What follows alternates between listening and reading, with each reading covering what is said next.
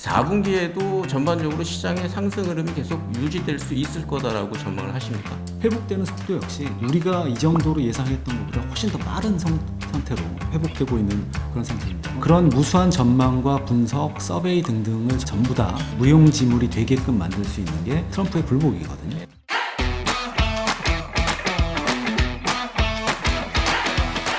투자의 새로운 길을 제시해드리는 미래에셋대우 글로벌 이슈 체크. 안녕하십니까. 글로벌 이슈 체크를 진행하게 된 미래에셋대우의 안병국입니다. 미래에셋대우에서는 투자자 여러분들이 글로벌 시장 환경 변화에 효과적으로 대응하실 수 있도록 글로벌 이슈를 점검해 나가면서 새로운 투자 아이디어를 지속적으로 제공해 드리도록 하겠습니다. 이번 첫 번째 시간에서는 올 하반기를 맞이하여 글로벌 시장 전망과 관련한 부분들을 정리할 필요가 있어 보입니다. 글로벌 주식 컨설팅팀의 이승우 수석 연구위원을 모시고 글로벌 시장 전망을 살펴보도록 하겠습니다. 위원님 안녕하십니까? 안녕하십니까.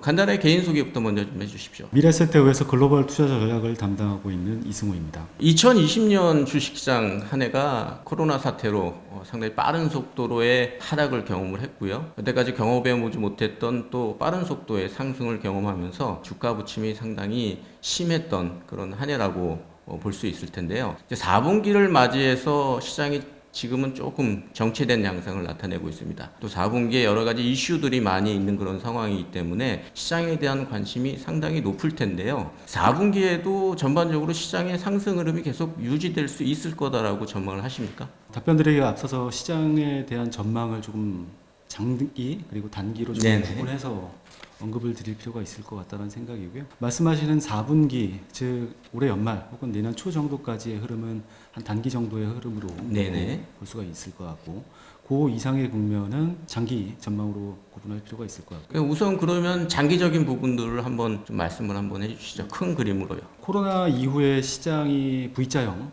형태로 시장이 반등을 했고, 그러한 근간에는 저금리와 풍부한 유동성이라는 요건이 가장 크게 작용을 했고요. 거기에 뭐 정책 당국의 부양 의지도 여전한 것 같고, 그로 인해서 유동성과 정책 부양 의지가 결합이 돼서 현재 글로벌 경제가 호전되고 있는 그런 상태라는 거죠. 그래서 경기 회복 기대 역시 유효한 그런 상태입니다. 그리고 그 와중에 지금까지 시장을 끌고 왔던 테크 업종의 리더십도 유지될 거다라는 점에서는 장기적인 전망은 여전히 긍정적이다라고 볼 수가 있을 것 같습니다. 예, 큰 그림으로는 여전히 상승 흐름을 유지해 나갈 가능성이 높다라고 이렇게 말씀을 해주셨는데 그 내용들을 좀 세부적으로 좀 자세하게 한번 말씀을 해주시죠. 먼저 그 첫 번째 지금 시장을 끌고 왔던 가장 큰 요인이 저금리와 풍부한 유동성이다라고 말씀을 드렸지 않습니까? 그래서 전 세계 주요한 중앙은행들이 양적 완화를 계속하는, 즉 유동성을 공급하는 거는 계속 지속이 될 것 같고요. 연준 같은 경우는 오늘 2023년까지 제로 금리를 유지하겠다라고 밝힌 그런 상태이지 않습니까? 그런데 오는 2023년까지라고 하는 거는 과거 연준이 경기 부양적인 저금리 기조를 유지했던 기간의 평균 수준 정도라는 거죠. 그래서 뭐 시장이 항상 한 발 앞서서 앞으로의 시장을 전망하는 게 시장의 생리이긴 합니다. 그래서 내년쯤 되면 연준이 금리를 올릴 수도 있지 않을까라는 식의 그 시장 전망들이 계속해서 등장을 할 거예요. 내후년 때도 마찬가지고. 그럼에도 불구하고 우리는 그대로 저금리를 유지하겠다라고 하는 게 연준의 입장이기 때문에 2023년까지는 지금의 저금리 환경이 유지되는데 이상이 없을 거다라고 보실 수가 있을 것 같고요. 두 번째는 정부의 그 부양 의지들이 유효하다라고 말씀을 드렸는데, 최근 몇 주 사이에는 미국의 추가 부양책을 두고 약간 노이즈가 계속해서 발생을 하고 있는 그런 상태입니다. 노이즈가 있기 때문에 뭐 시장이 다소 실망을 해서 약간 하락하는 흐름들도 나타나고 있는데, 어떻게 보면은 부양책이 급하지 않다라는 건 지금의 경제나 증시 상황이 그만큼 안정적이기 때문이다라고 반대 해석을 해볼 수도 있을 것 같아요. 그래서 시장이라는 게 항상 추가 부양책 또 더 뭐 없느냐 식의 것들을 바라는 것이 시장의 생리이긴 합니다만, 오히려 조금 안심해서 지금 그만큼 경제 상황이나 시장 상황이 급박하지 않은 방증이다라고 해석할 필요가 있을 것 같고요. 추가적인 부양책 등의 정책 스탠스는 크게 의심할 필요가 없지 않나라고 예상을 합니다. 그리고 이로 인해서 경기도 회복되고 있는 그런 상태인데요. 코로나 이후에 글로벌 경제가 빠르게 회복되고 있는 그런 상태인데, 회복되는 속도 역시 우리가 이 정도로 예상했던 것보다 훨씬 더 빠른 상태로 회복되고 있는 그런 상태입니다. 그래서 앞서서 경기 부양책이 왜 더 안 나오느냐 가지고 시장이 노이즈를 만들고 있다라고 말씀을 드렸는데, 그만큼 경기가 빠르기 때문에 부양 정책이 속도 조절하는 거다라고 이해를 할 필요가 있을 것 같고요. 그리고 마지막으로 장기적인 시장 전망을 여전히 좋게 보는 이유 중에 하나가 테크 업종의 리더십이 유지될 거다. 라고 말씀드렸는데요. 미국 대선 그리고 정책 불확실성이 있음에도 불구하고 테크 업종의 큰 걸음을 방해하지는 못할 것이다. 그로 인해서 테크 업종의 리더십은 유지가 될 것이다라고 보고 있는 그런 상태고, 코로나로 인해서 뭐 전 세계 경제가 어려웠다라고 얘기를 하죠. 그로 인해서 올 한 해 캘린더 이어로 봤을 때 2020년에 S&P 500 업종의 EPS 그로스는 2.7% 마이너스 성장을 기록할 것으로 예상이 되어집니다. 그런데 팡 종목들만 따로 떼서 놓고 보면 올해 캘린더 이어로 2020년 팡 종목의 매출액 증가율은 15%거든요. 많은 경기 어려움 등등이 있음에도 불구하고 테크 업종으로 쏠릴 수밖에 없는 구조적인 이유 등이 있다. 그래서 대선 불확실성, 정책 불확실성에도 불구하고 장기적으로 테크 업종의 리더십은 유지가 될 것이다 라고 전망을 드립니다. 네, 장기적으로 이제 말씀을 해주셨는데, 일단은 뭐 저금리 기조가 이제 상당 기간 계속 유지될 가능성이 높다라는 그런 부분들, 그리고 정책적인 부분에서 경기 부양과 관련한 정책들이 지속적으로 나올 가능성이 높다. 그로 인해서 뭐 경기 회복에 대한 기대감을 의심할 필요는 없다. 그리고 뭐 테크 업종에 대한 시장 지속성은 상승 지속성 계속 유지될 가능성이 있다라는 그런 부분들로 인해서 뭐 장기적인 흐름의 사이클은 훼손되지 않고 계속 그 우상향하는 흐름으로 진행될 거다라고 이렇게 말씀을 해주셨는데, 조금 이제 단기적인 흐름으로 시장을 보게 된다라고 하면은 대선이라는 그런 부분이 이제 코앞으로 다가온 상황에서 변동성을 확대할 만한 그런 요인들이 많이 있을 것으로 생각이 되는데요. 일단 올 연말하고 내년 초까지 해서 시장의 변동성을 확대시킬 만한 그런 요인들이 좀 어떤 요인들이 좀 있을 수 있을까요? 앞서 언급드렸던 것처럼 단기적인 불확실성 요인, 대선 불확실성, 정책 불확실성, 코로나 세컨드 웨이브, 그리고 증시의 밸류에이션 부담 등등을 거론할 수 있을 것 같고요. 첫 번째로 가장 우려되는 거는 이제 대선 불확실성입니다. 그래서 지금 대선은 2주 앞으로 코앞으로 다가온 상태고 사전 투표도 개시가 된 그런 상태입니다. 그래서 선거와 관련된 일반적인 내용부터 조금 언급을 드리자면, 지금도 뭐 바이든 우세, 그리고 얼마 전에 두 후보 간의 1차 TV 토론, 그 이후에 트럼프의 코로나 확진 국면에서는 거의 바이든의 압승, 트럼프의 완패 정도로까지 언급이 될 정도로 바이든 후보의 우세, 트럼프의 열세로 이렇게 기록이 되고 있는 그런 상태고, 그 구조 자체는 지금도 크게 흔들림이 없는 것으로 일반적으로 전망을 합니다. 분석기관에 따라서는 선거인단에서의 매직 넘버를 이미 바이든이 넘어선 거 아니냐라는 전망까지도 등장을 하고 있는 그런 상태고, 아무튼 대선에 관해서는 바이든의 우세승 내지는 압승 정도로 거론이 되고 있는 그런 상태입니다. 거기에 뭐 상원까지도 민주당이 장악을 하면서 민주당에서 측면에서는 수입승, 그리고 공화당 측면에서는 수입패를 우려하고 있는 그런 상태다 라고 보실 수가 있을 것 같고요. 다만 선거가 한 2주 앞으로 다가오고 사전투표까지 개시가 되고 하면서 많이 벌어졌던 격차가 최근엔 조금 좁아지고 있는 거 아니냐라는 전망이 제기가 되고 있는 상태고요. 실제로 그렇기 때문에 그런 전망이 제기가 되고 있는 것인지, 아니면은 공화당 측면에서의 자가 발전인지, 아니면 선거라는 게 기본적으로 막판까지 뚜껑을 열어봐야지 안다라는 그런 전망 때문인지는 모르겠습니다만, 최근에는 그 격차가 다소는 줄이고 있다라는 것이 일반적인 전망입니다. 네, 아무래도 그 바이든하고 트럼프의 그 지지율 격차가 많이 벌어지게 된다라고 하면은 대선 이후에 큰 노이즈는 없을 것 같은데, 만약에 선거 결과가 그 박빙으로 나타나면서 뭐 바이든의 우세로 이렇게 나타나게 된다라고 하면은 트럼프 입장에서는 선거 결과를 좀 수용하지 못할 그런 가능성도 충분히 있는 부분이고, 그런 부분에 대해서의 어떤 불안감도 상당히 좀 있는 그런 상황인데, 선거와 관련한 부분에서 조금 더 그런 부분들 한번 자세히 한번 말씀을 해주시죠. 미국 대선과 관련해서는 전망들이 참 무궁무진하죠. 어느 후보가 이겼을 경우에 업종별 전망 등등 전망들이 참 무수하게 많습니다. 그런 무수한 전망과 분석, 서베이 등등을 전부 다 무용지물이 되게끔 만들 수 있는 게 트럼프의 불복이거든요.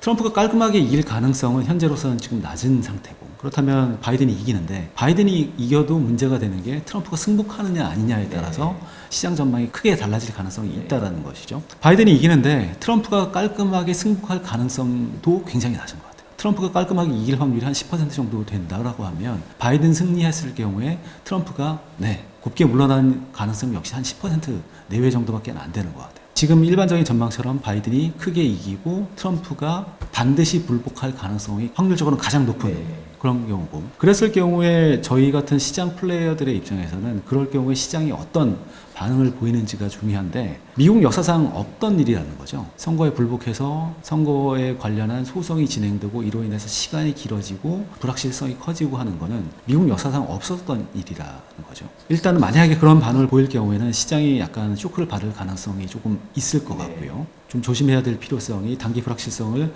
경계하자라고 했던 이유가 트럼프의 불복으로 인한 정치적 불확실성이 커지는 게 이번 연말까지 혹은 내년 초까지 글로벌 증시가 안고 있는 가장 큰 불안감이다 라고 보실 수가 있을 것 같습니다. 저는 개인적으로 물론 미국의 그 대선과 관련된 부분들이 시장의 변동성을 키울 수 있는 요인이 분명히 될 수 있다라고 판단이 되지만은 그보다 더 큰 요인 중에 하나가 코로나와 관련된 그 불확실성이 다시 확대될 가능성 이 부분도 상당히 좀 주목해야 되지 않을까라는 생각입니다. 올 초에 코로나 때문에 그 주가가 상당히 좀 빠른 속도로 한번 하락했던 그런 경험을 한 상황에서 경제 제재 때문에 상당히 좀 어려움을 겪었었고 이제 좀 안정을 찾아가는 그런 시점이었는데 최근 들어서 다시 또 유럽을 중심으로 해서 코로나가 확산세를 나타내고 있는 상황이고 일부 경제 제재가 다시 가해지는 그런 상황인 것 같은데 이 부분과 관련해서는 시장 영향을 좀 어떻게 전망을 하고 계십니까? 뭐 지금 세컨 웨이브 이미 진행이 되고 있는 정도가 아니라 서드 웨이브까지 진행되고 있다는 식의 전망들이 등장을 하고 있고요. 먼저 코로나와 관련된 결론부터 말씀을 드리자면 코로나가 세컨 웨이브 혹은 서드 웨이브 온다 하더라도 이 부분은 시장에 더 이상 파괴력이 없을 것 같다라고 보고 있는 그런 상태고요. 왜냐?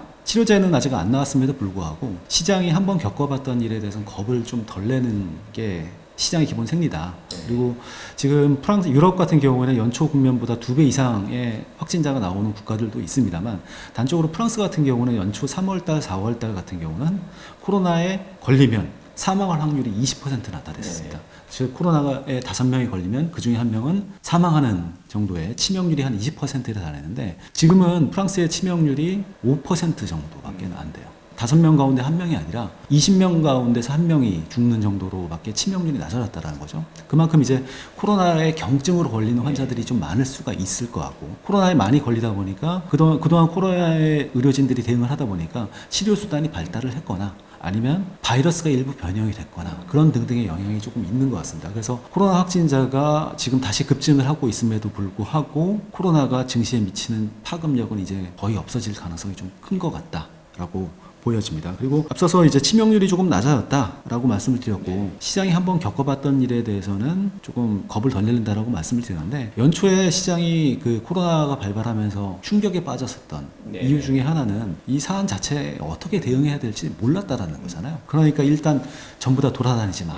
락다운 해버리고 거의 사실상 경제 봉쇄를 하고 했었던 거잖아요. 근데 지금은 과연 그러냐? 지금은 어떻게 대응해야 되는지 각국 정부 내지는 개인들이 전부 다 안다라는 거죠. 그래서 정부는 코로나의 어느 지역의 방역을 신경 써야 되는지 다 안다라는 거예요. 뭐 예를 들어 요양병원, 교회, 밀집 지역 등등의 방역을 철저히 하고 개인들은 마스크 열심히 쓰고 사회적 거리두기 하는 것만으로도 충분히 그렇게 코로나를 많이 확산되지 않게 할 수 있는 방침들을 안다라는 거죠. 뭐 대표적으로 우리나라 같은 경우가 그런 것이고요. 지금 뭐 우리가 느끼기에는 마스크를 잘 안 쓰는 것처럼 보이는 유럽인들, 미국인들 요즘에 마스크 잘 쓰거든요. 그러니까 유럽 같은 경우는 지금 마스크 착용률이 90%에 육박을 하고 미국 역시 국민들의 마스크 착용률이 80% 이상이거든요. 거의 다 끼고 있다라고 보실 수가 있을 것 같고 그런 것들 이전에 비해서는 마스크 착용률이 높아졌다거나 아니면 어느 중점 지역을 공략해야 된다는지를 잘 아는 노하우만으로도 코로나에 대한 공포감은 극대화되지 않을 수 있다라고 말씀드릴 수 있을 것 같아요. 일단 학습 효과라는 그런 부분들 그리고 대응 측면에서의 상황이 이전하고는 다르기 때문에 시장에 미치는 영향 자체도 과거와 같은 그런 흐름으로 나타나지는 않을 거다라고 이렇게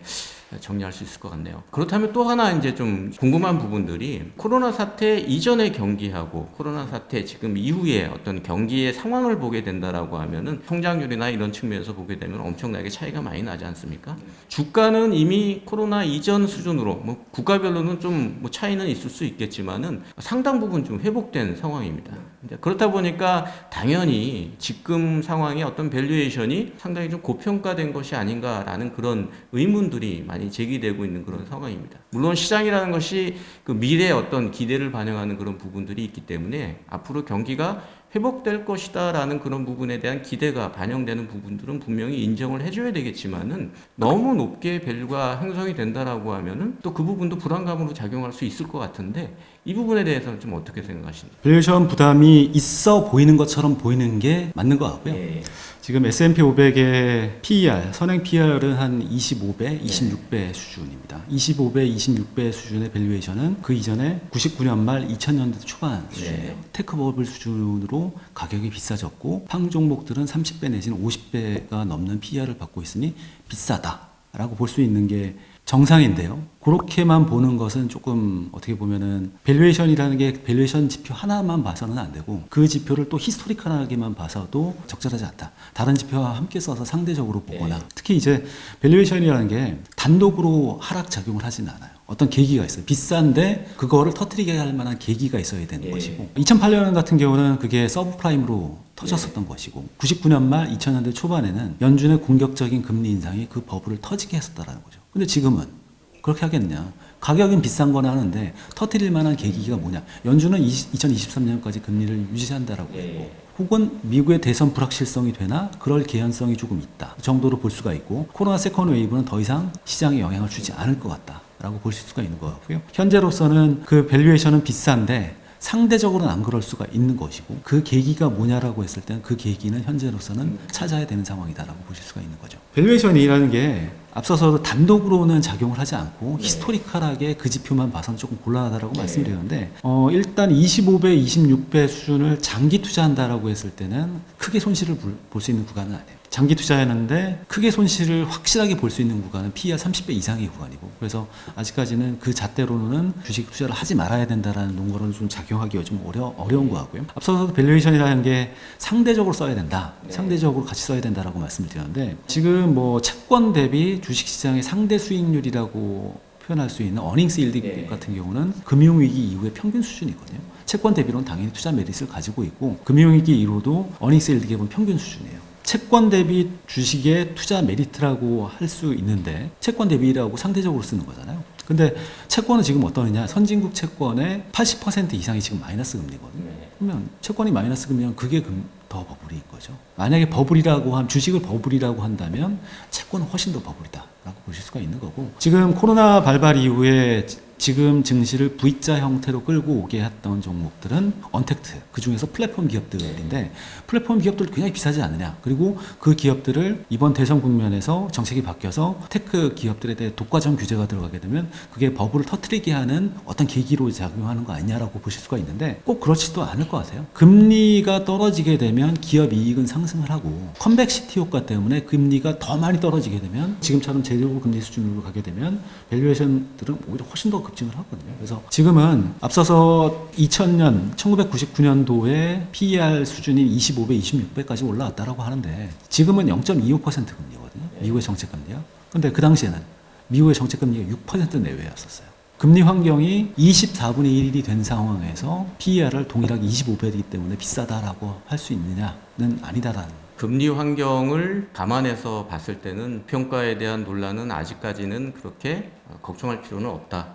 이렇게 정리를 할 수 있을 것 같네요. 네, 이승우 위원의 그 전반적인 글로벌 시장 전망에 대한 얘기를 들었습니다. 내용들을 좀 다시 한번 요약해 드리면은 중장기적인 흐름의 전망은 여전히 우상향 흐름으로 진행될 가능성이 높다라고 전망을 해주셨고요. 단기적으로 변수가 될 수 있는 미국의 대선이나 코로나 확산, 밸류에이션 고평가에 대한 논란 부분들은 변동성을 확대할 수 있는 요인은 될 수 있지만은 이 부분이 시장의 상승 흐름을 훼손시킬 정도의 그 악재는 아니다라는 쪽으로 얘기를 해주신 것 같습니다. 저희 그 미래에셋 대우에서는 이런 식으로 글로벌 이슈와 관련된 내용들을 매주 투자자 여러분들께 제시해드리면서 새로운 투자 아이디어를 지속적으로 전달해 드리도록 하겠습니다. 다음 시간에는 지금까지 살펴본 글로벌 시장 전망의 기초에서 좀 더 상세한 투자 전략을 살펴보는 시간을 갖도록 하겠습니다. 이상으로 글로벌 이슈 체크 시간을 모두 마치도록 하겠습니다. 감사합니다.